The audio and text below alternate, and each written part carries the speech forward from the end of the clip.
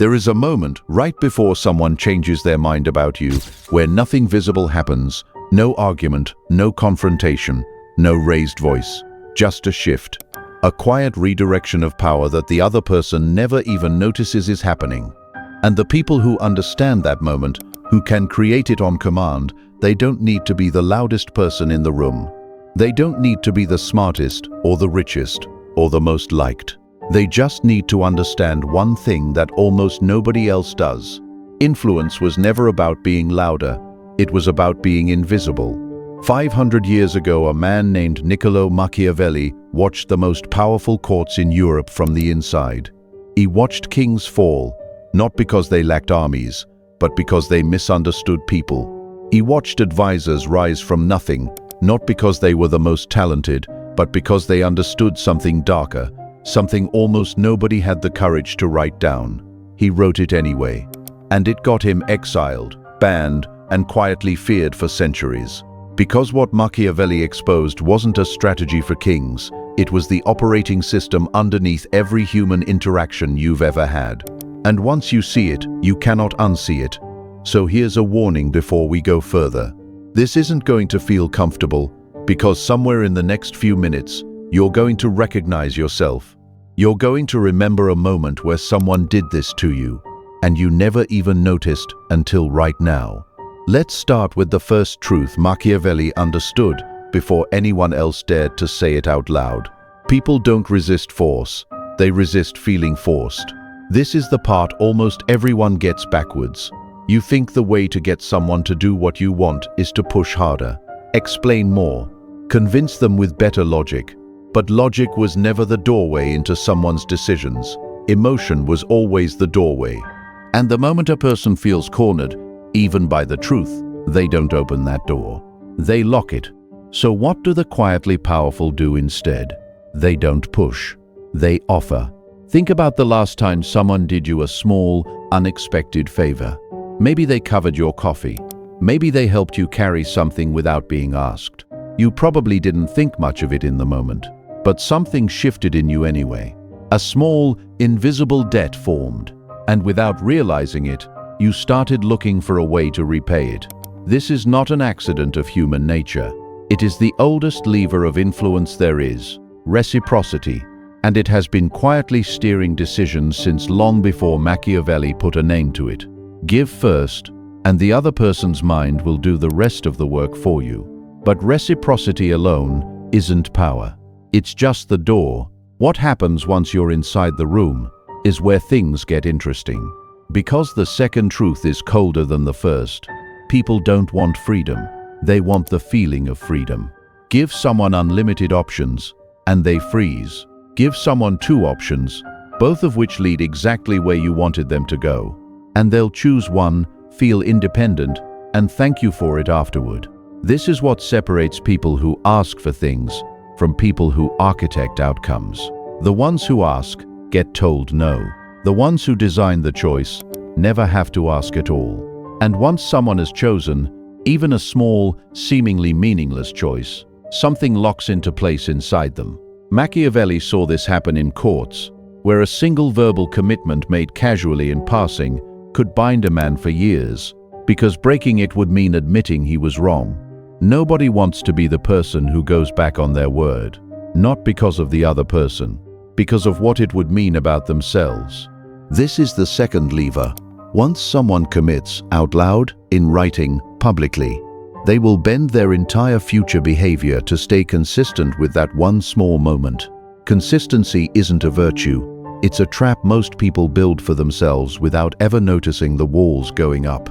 But there's a third lever underneath both of these, and it's the one Machiavelli watched destroy entire courts. It has nothing to do with what you say. It's about what you appear to be. People don't follow the truth. They follow the appearance of authority. Put a man in a doctor's coat with a stethoscope around his neck, and strangers will trust him with their lives inside of 30 seconds. Put the exact same man in a Santa suit, and no one lets him near a scalpel. Nothing about his knowledge changed. Only the symbol did. This is uncomfortable to admit, but it's true of almost every decision you've ever made about who to trust. The confident posture, the expensive watch, The measured, unhurried way certain people speak, as if they've never once needed to convince anyone of anything.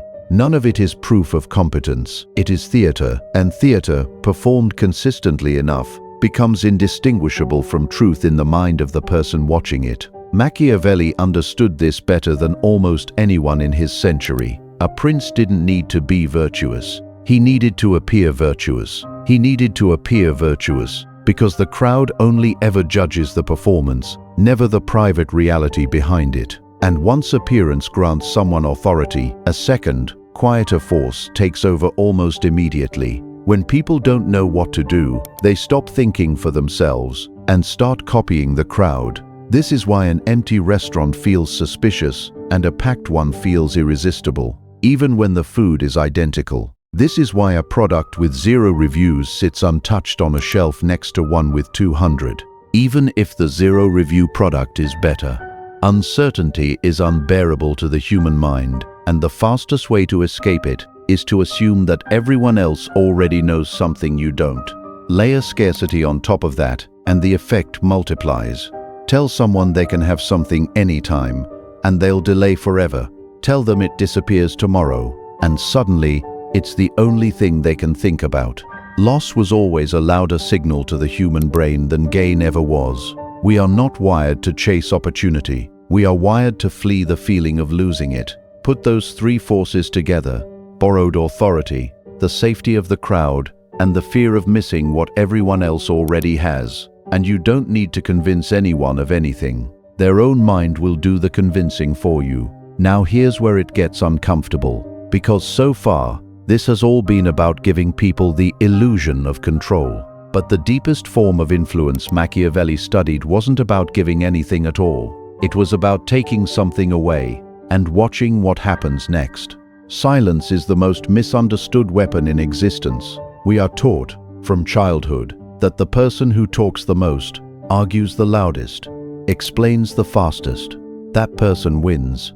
But watch closely, the next time you're in a tense conversation, at what happens to the person who says nothing. Silence doesn't read as weakness. It reads as judgment.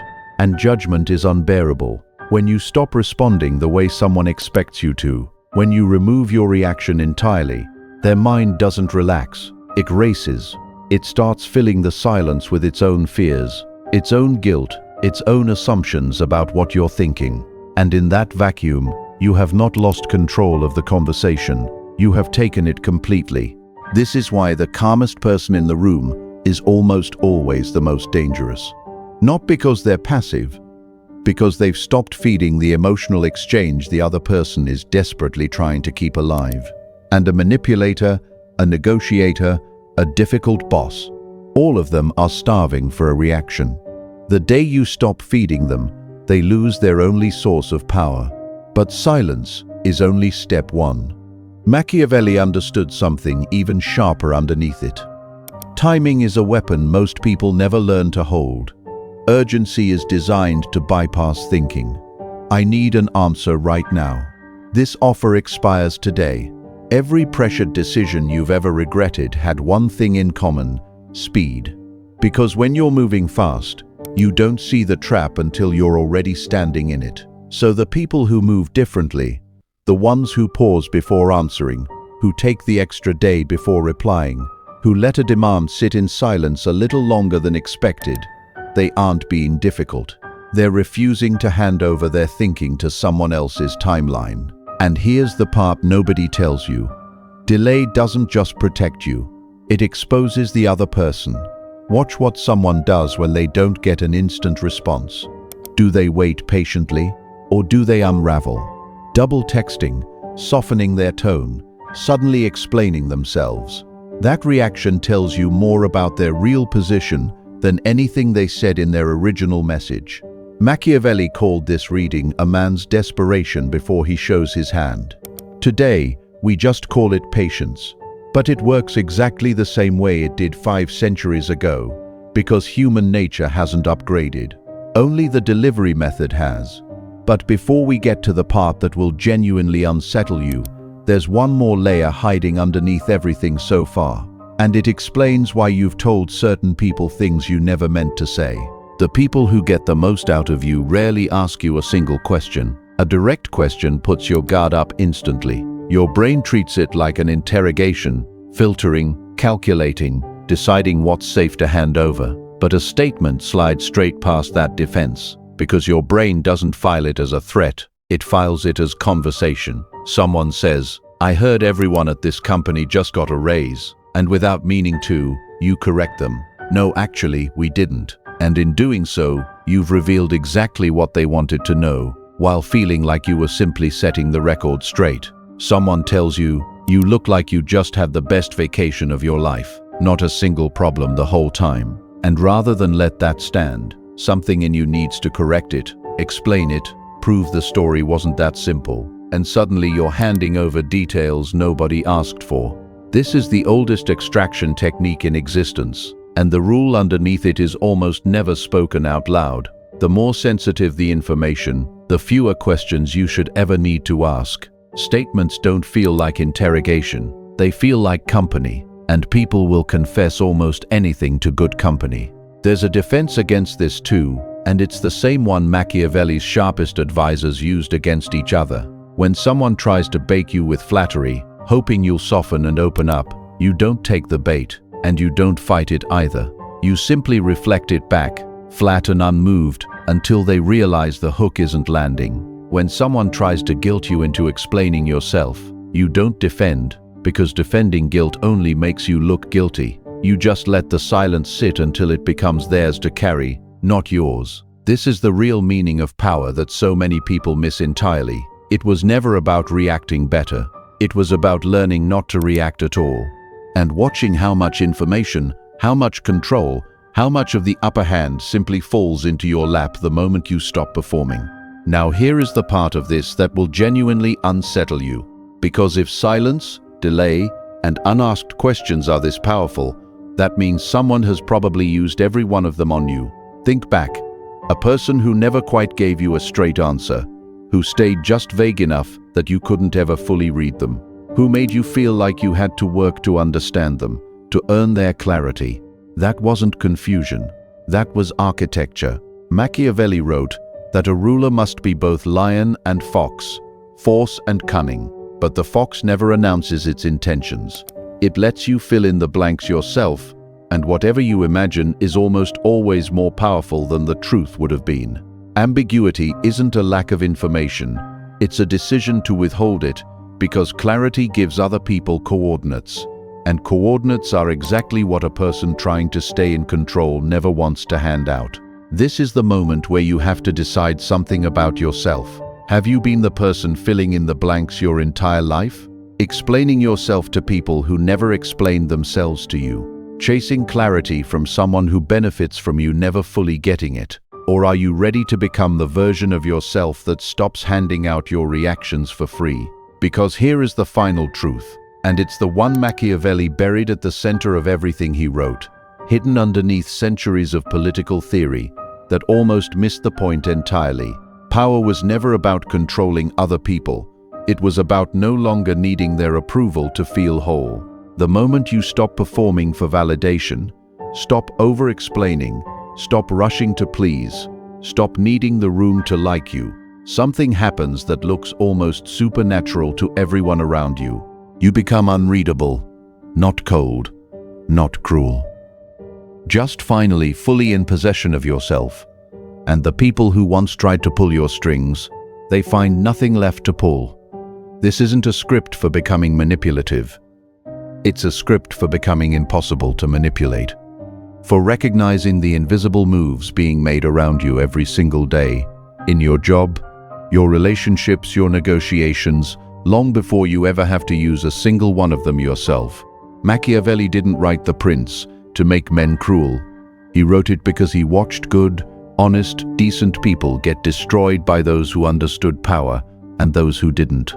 And he refused to let that happen quietly. So the next time someone offers you something small, before asking for something large, you'll see it. The next time you're given two choices that somehow both lead to the same place, you'll see it. And you feel the urge to fill it. You'll know exactly why. You understand the difference between the people who play the game and the people who quietly, calmly run it. And that difference, Machiavelli knew, was never about power at all. It was about awareness. If this changed the way you see the people around you, you already know what to do next.